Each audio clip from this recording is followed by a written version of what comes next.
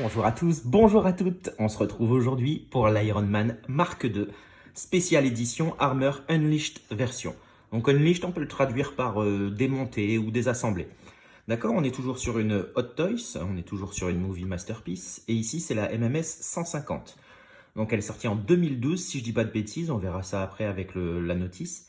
On va faire un tour vite fait de la boîte. Donc on a une représentation de l'armure Mark II. Sur le côté, on a le titre du film, l'armure, la version Unleashed, et c'est une collector édition MMS 150.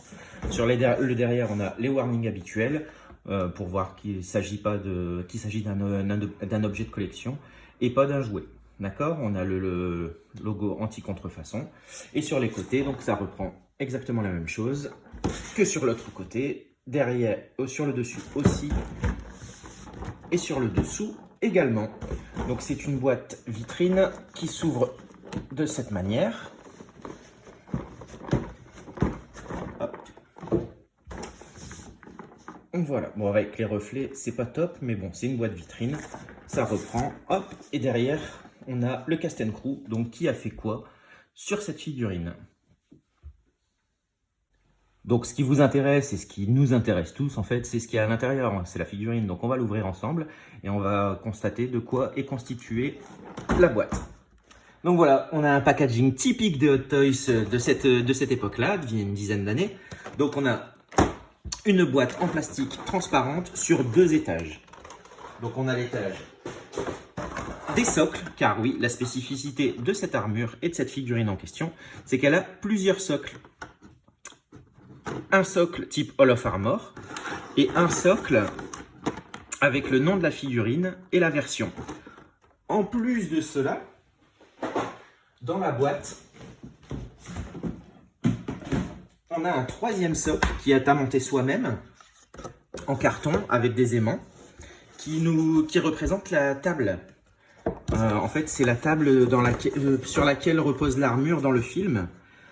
Quand Rod demande à Justin Hammer de lui faire le War Machine. Donc en fait, on pourra l'exposer également de cette manière-là. Donc là, on va prendre un peu de recul. Hop. Donc là, on a une table sur laquelle on pourra allonger l'armure vide. Donc on y va pour le détail du contenu de la boîte. Donc on a la figurine au 1/6 d'une trentaine de centimètres environ. On a la particularité d'avoir 3 HS, un casque vide avec sa faceplate, un casque où il y aura le light-up et un casque où il y aura le visage de James Rod. On a un jeu de main supplémentaire, ce qui nous fait un total de 4, et les jambières où on voit toute l'architecture, les fils, les composants électroniques qui composent l'armure. C'est la spécificité de cette armure, c'est la version Unleashed ou démontée. Donc on voit sur les biceps qu'on a l'armature et toute la structure.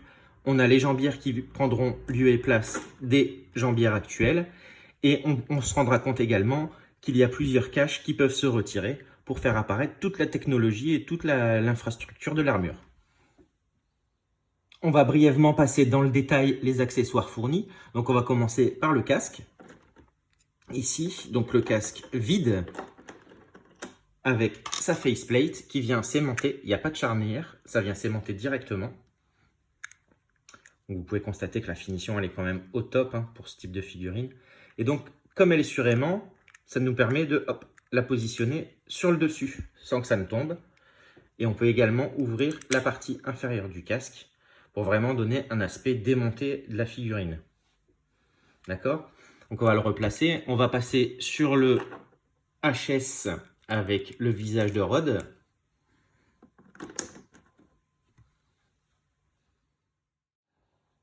On passe donc au HS, donc au deuxième HS, le casque avec le visage de Rod. Donc vous pouvez constater la finition qui est exceptionnelle au niveau du visage. Donc là, on a la présence également des 2 aimants qui, avec la faceplate, viennent, comme le premier exemplaire que je vous ai présenté, se fixer et ça tient. Donc là, pareil, on peut même encore baisser le casque pour avoir vraiment un rendu complet du visage. C'est quand même exceptionnel, la qualité du visage et du HS, c'est quand même exceptionnel. Et après, malgré tout, hop, on peut le refermer intégralement.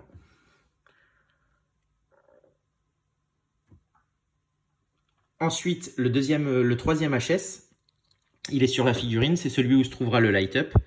Et je vous expliquerai, quand la figurine sera sortie de sa boîte, comment ça fonctionne.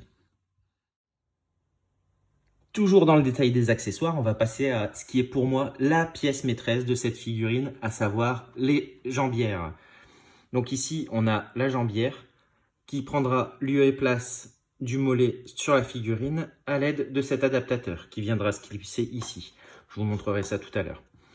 Ici, je vous montre la jambière avec tous les détails, toute l'architecture métallique, électronique, mécanique, les pistons, les vérins, les ressorts, les câbles, tout y est présent. Même les pistons ici sont accurate, c'est-à-dire qu'on peut même plier la pointe, les pistons rentrent, enfin tout est articulé.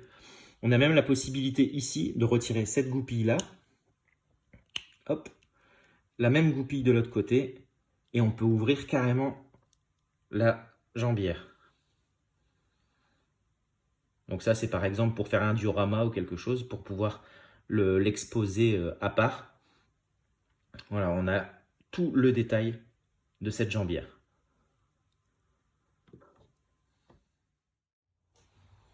Et on en termine enfin avec le jeu de main articulé, typique au Iron Man de chez Hot Toys, qui laisse apparaître l'arc réacteur.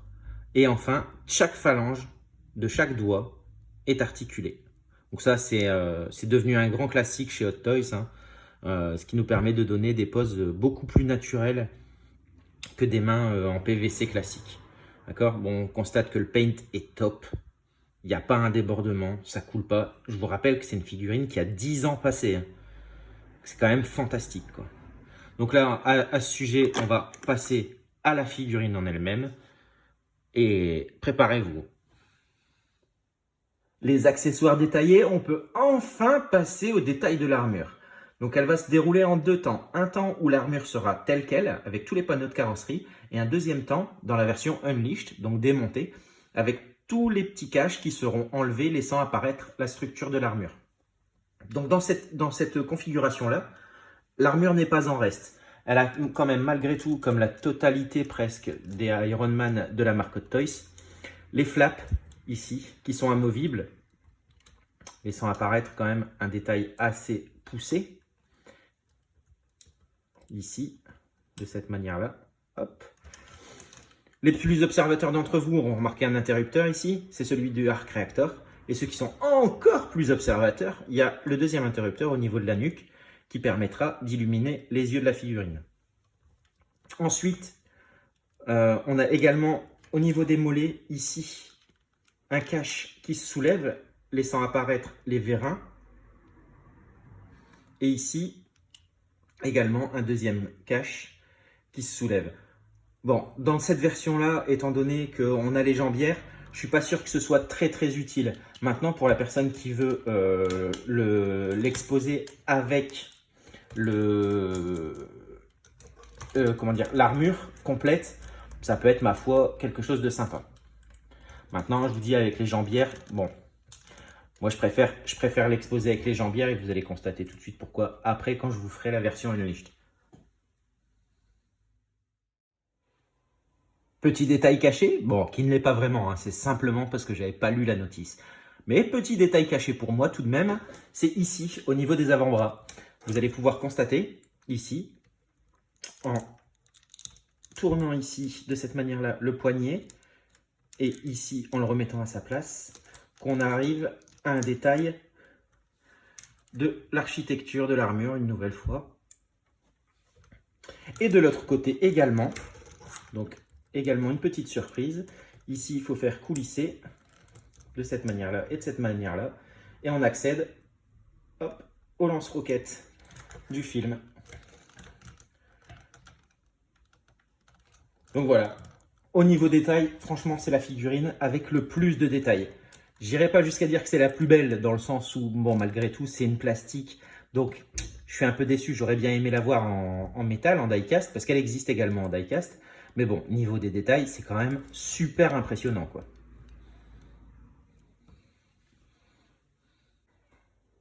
Donc on va enchaîner avec la version Unleashed, donc démontée, et après on fera quelques pauses en armure et démontée.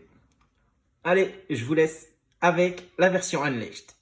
Comme je vous l'avais dit au début de vidéo, je vais vous montrer comment on procède pour changer les mollets. Donc enlever ceux-là et les remplacer par les jambières avec toute l'architecture électronique. Donc en fait ici, on vient simplement tirer au niveau du genou, tac, et on a le mollet complet qui vient. On fait la même chose de l'autre côté, hop. Donc ça se retire de cette manière-là, c'est assez simple. Le pegs à l'intérieur est un pegs en caoutchouc, donc ça craint absolument rien. On prend la jambière avec l'adaptateur et on vient le plugger, hop, dans le pegs en caoutchouc. Même chose de l'autre côté. Hop. Et voilà. C'est assez rapide, ça va assez vite et on est sûr de ne rien abîmer. On continue tout doucement.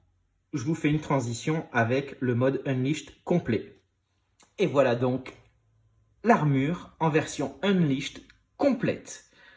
Donc, on a remplacé les jambières. Ici, vous pouvez constater que oui, effectivement, au niveau des cuisses, il y avait également des petits caches qu'on pouvait enlever. Ici, l'armature au niveau du bras, l'armature du torse, où on voit le arc réacteur. Je vais vous faire un petit zoom sur le arc réacteur parce qu'il est vraiment fantastique. On voit vraiment les petites lamelles de cuivre et tout, c'est vraiment fantastique. Et le casque vide. Et au niveau des biceps également. Voilà, je vais vous faire un petit zoom au niveau de l'arc réacteur pour que vous puissiez vous rendre compte. Là, ici, tac, ce sont les pièces qui ont été soit enlevées, soit modifiées. Et là, je vais vous faire un petit zoom au niveau du arc réacteur. Hop. C'est quand même fantastique. Le souci du détail, tous les composants, c'est quand même dingue.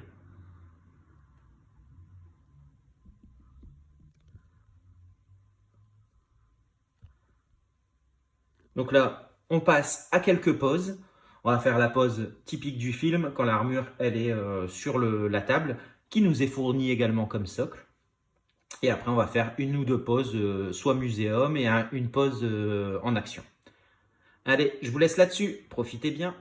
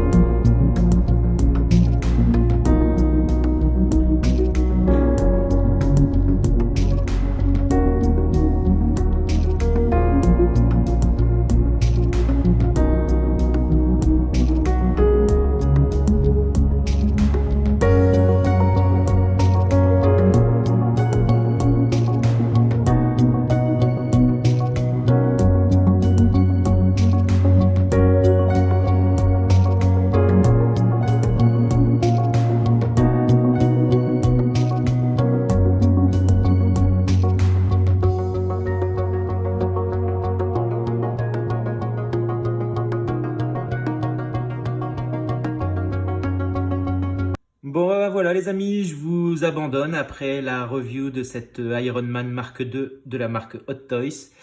On a zappé un ou deux trucs au cours de cette review, en particulier les light-up. Mais bon, comme vous pouvez vous en douter, j'ai vérifié, la figurine est bien de 2012. Donc les piles ont 10 ans. Donc autant vous dire qu'elles sont plus que usées. Mais j'essaierai d'en retrouver sur les sites à Hong Kong ou quoi d'autre pour essayer de trouver les mêmes références de piles et je ferai un petit add-on à la vidéo. Bon, je dois déjà le faire pour la marque 17, mais bon, je le ferai pour les deux à ce moment-là. La prochaine vidéo, ce sera la marque 3, mais ce coup-ci en die-cast.